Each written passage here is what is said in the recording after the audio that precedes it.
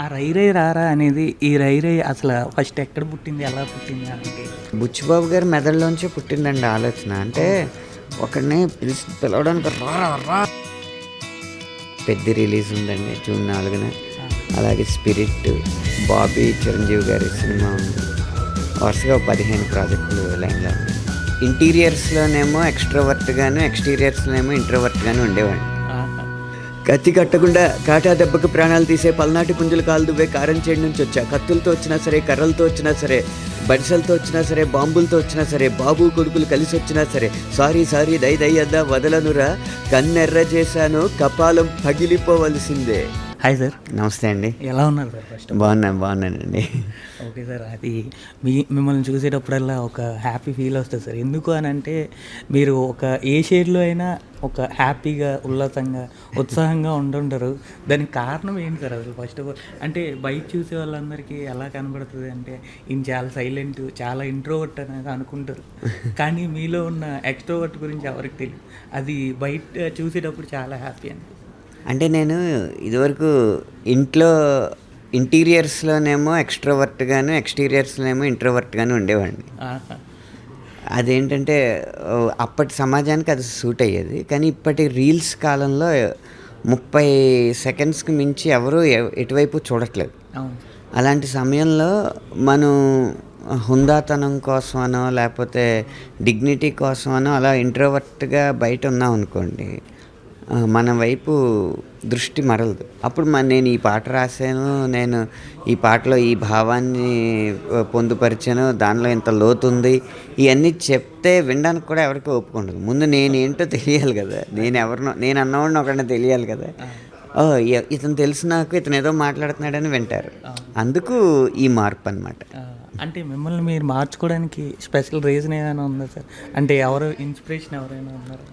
ప్రత్యేకంగా వ్యక్తులు ఎవరు ఇన్స్పిరేషన్ లేరు. మారుతున్న కాలాన్ని బట్టి మనం మారాలి అన్న ఒక్క సత్యాన్ని గుర్తించడం అంతే. Okay sir. First of all పురుష అనేది ఒక బాగుంది. క్యారెక్టర్ కూడా మీది హైలైట్ అసలు. అంటే ఒక పాటల్లోనూ, ఒక సాహిత్యంలోనూ, ఒక లిరిసిస్ట్గా కాకుండా ఒక పాత్రను చేసేటప్పుడు ఎలా సార్ మీరు ఎంచుకునే పాత్ర? అది మీరే ఎంచుకుంటుంటారా లేకపోతే? ఇది చాలా పెద్ద మాట, పాత్ర ఎంచుకుంటాను నేను, సెలెక్టివ్గా చేస్తాను అనేది.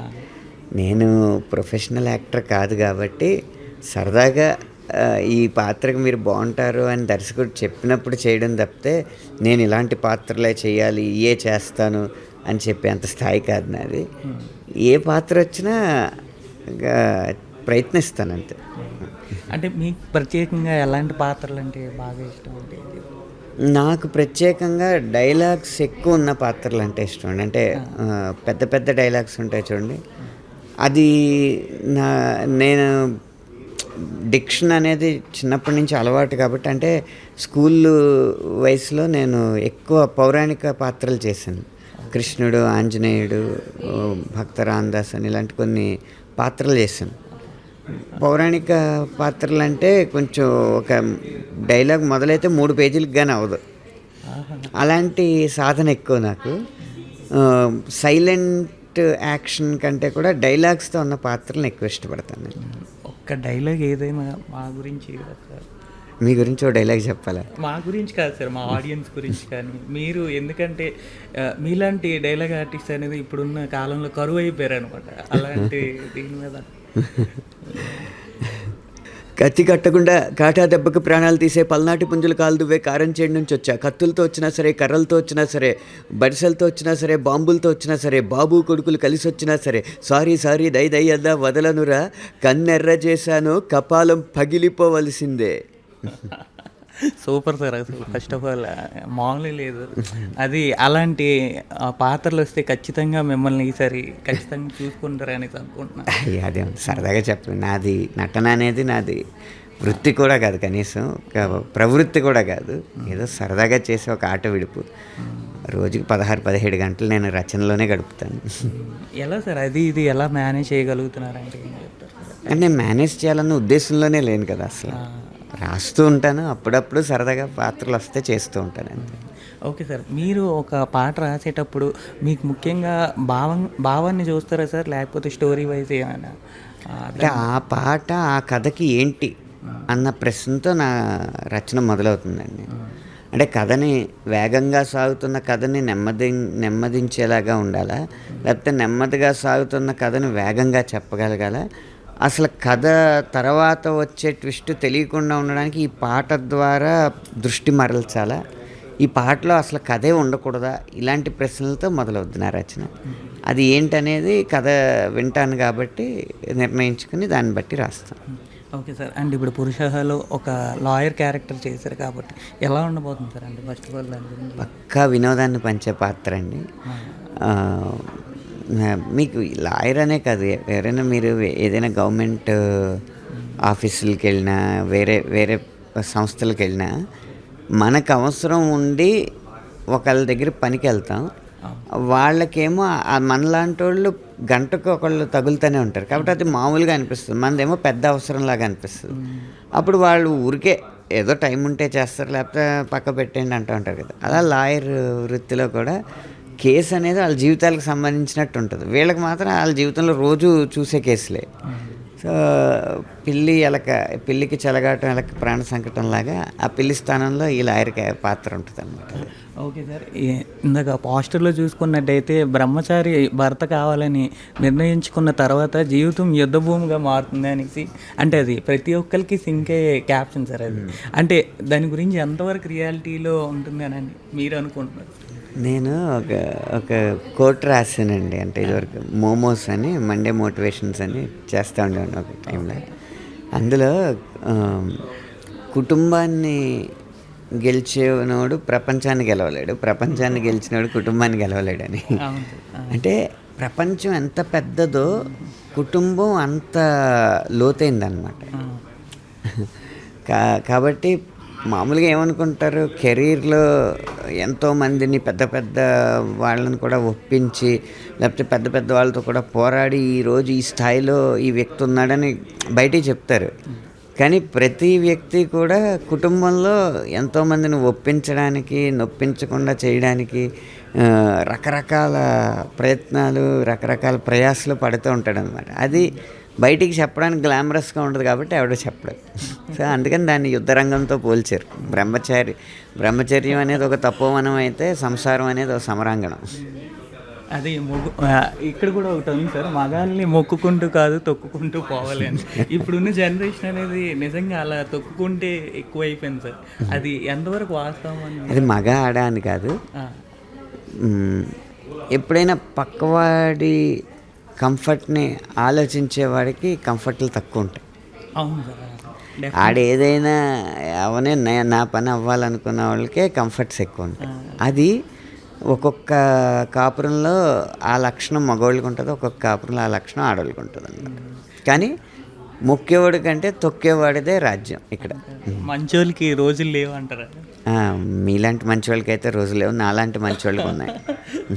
అదే సార్, మీలాంటి వాళ్ళకి ఎప్పుడు ఉంటే నాలాంటి వాళ్ళకి నిజంగా లేవని అనుకుంటున్నారు. అంటే మిమ్మల్ని మీరు మంచి వాళ్ళని సర్టిఫికేట్ ఇచ్చేసుకున్నారు. Okay okay. ప్రపంచంలో అందరూ అనుకునేది అదే, నేను చాలా మంచోడిని, నన్ను ఎవడో అర్థం చేసుకోవట్లేదు. మీరు ఇంకా మంచోళ్ళు సార్, మీ మంచితనం ముందు పోలిస్తే ఇప్పుడు ఎందుకులేండి, మీరు మంచోళ్ళని మీరు ఒప్పేసుకున్నారు ఇందాక.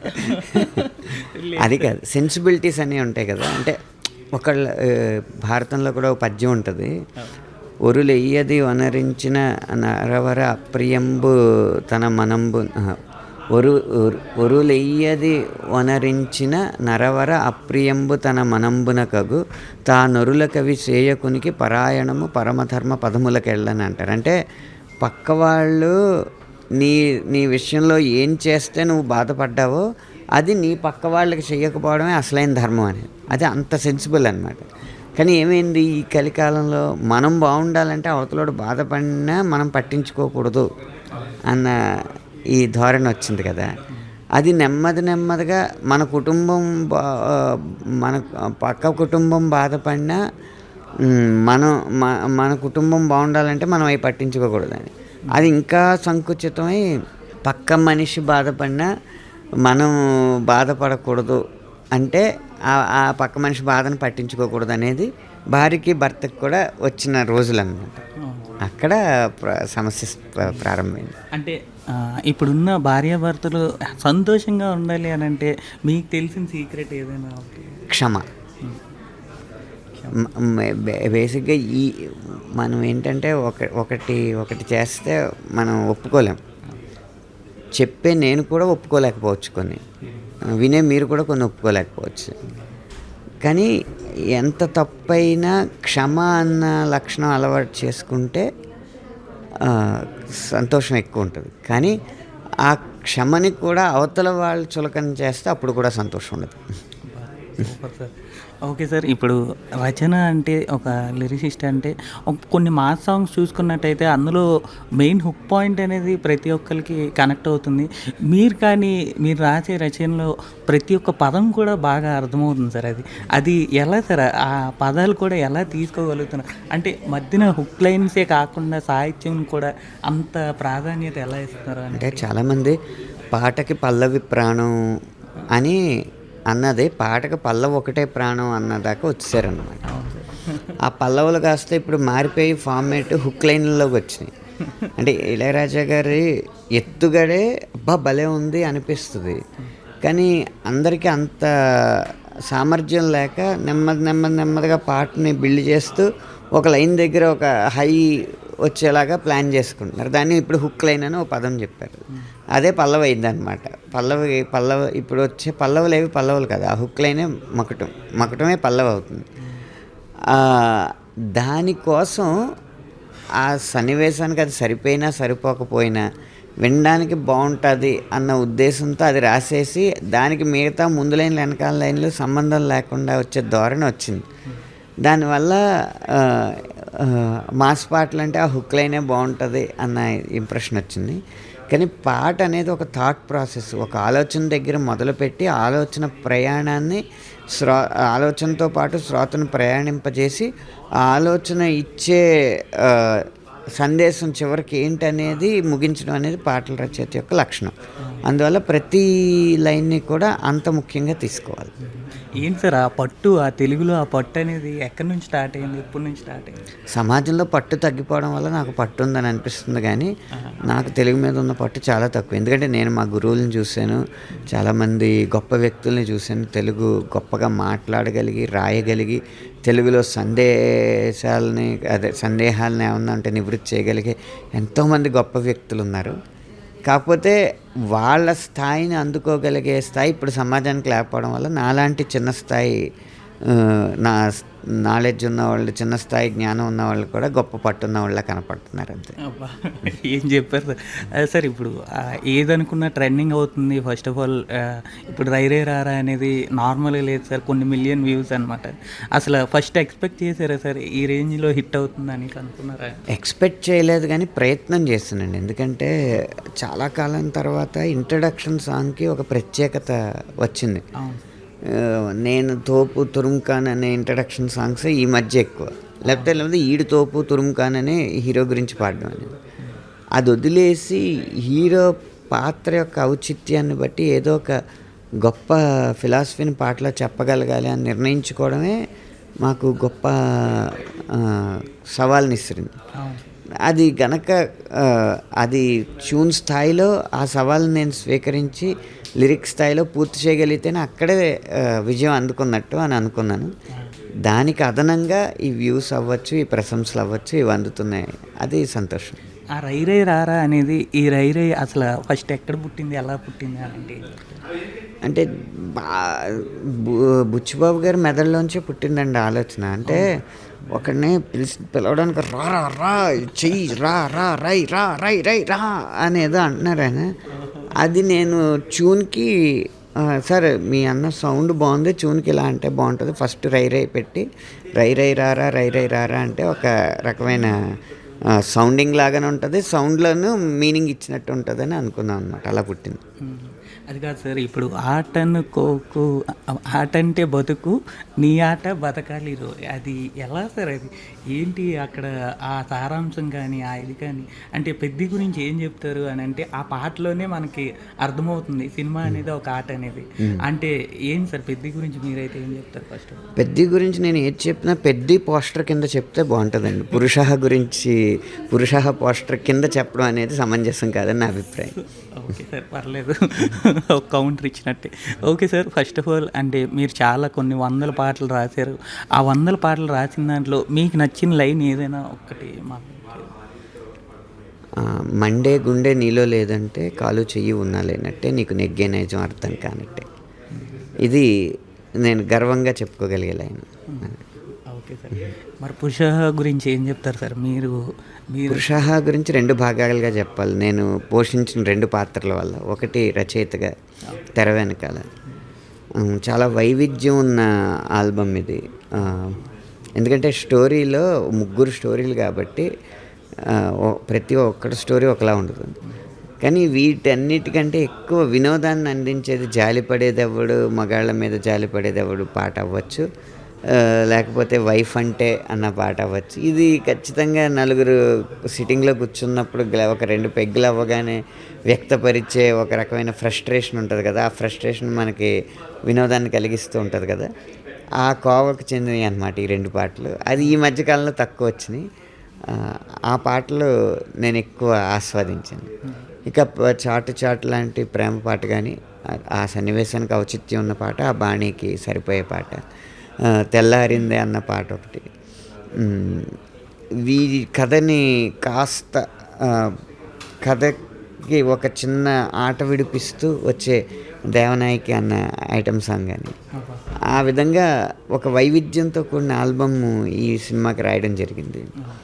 ఇక పాత్ర విషయానికి వస్తే ఒక లాయర్ పాత్ర. ఇప్పుడు మా అమ్మగారు నాన్నగారు నిజంగా లాయరు, ఆయన నేను ఎప్పుడు చూడలేదు.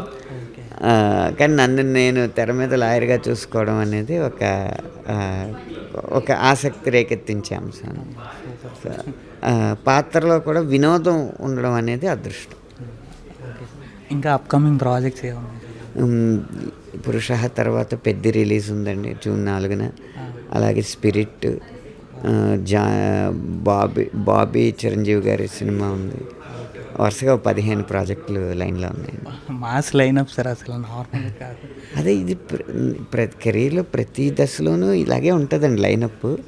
కాకపోతే విడుదలలో ఒక్కొక్కసారి ఒకేసారి వస్తాయి, దానివల్ల ఎక్కువ రాస్తున్నట్టు అనిపిస్తాయి. ఒక్కోసారి విడుదలలో అసలు రావు, ఏడు పని అయిపోయినట్టు అనిపిస్తుంటుంది. కానీ నేనే కాదు, ఏ లిరిసిస్ట్కైనా పని అలా ఉంటూనే ఉంటుందండి. ఓకే సార్, ఫైనల్గా పెద్దిలో ఇప్పుడు రై రై రారా అనేది 1 మిలియన్ వ్యూస్ వస్తున్నాయి. అంటే ప్రతి ఒక్కరికి నచ్చిన సాంగ్ కాబట్టి మీ వాయిస్లో చిన్న లైన్. జాలి పడేదెవ్వడు, మగాళ్ళ మీద జాలి పడేదెవ్వడు, అలా జాలి పడాలంటే సాటి మగాడైనా జంకుతాడు తమ్ముడు. జాలి పడేదెవ్వడు, మగాళ్ళ మీద జాలి పడేదెవ్వడు. వందండి మీరు అడిగిన ప్రశ్న. Super sir, thank you sir, thank you. ధన్యవాదాలండి.